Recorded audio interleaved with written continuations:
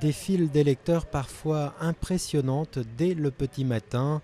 Les Rwandais votaient ce lundi pour la deuxième élection présidentielle depuis le génocide de 1994.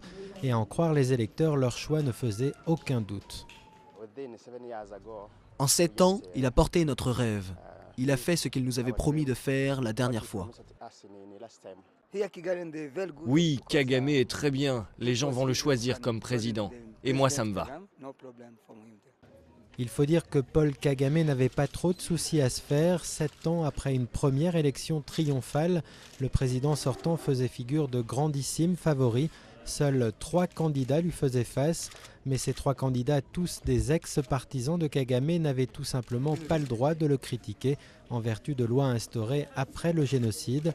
Absents du débat électoral, ils ont regretté n'être que des candidats fantoches face au tout-puissant président qui dirige le pays depuis qu'il a mis un terme au génocide des Tutsis en 1994. Est-ce qu'ils veulent une opposition que je crée moi-même ou une opposition qui émergerait naturellement, puisque nous avons tout mis en œuvre pour que cela arrive? Je ne me sens pas responsable de ce dont parlent les critiques.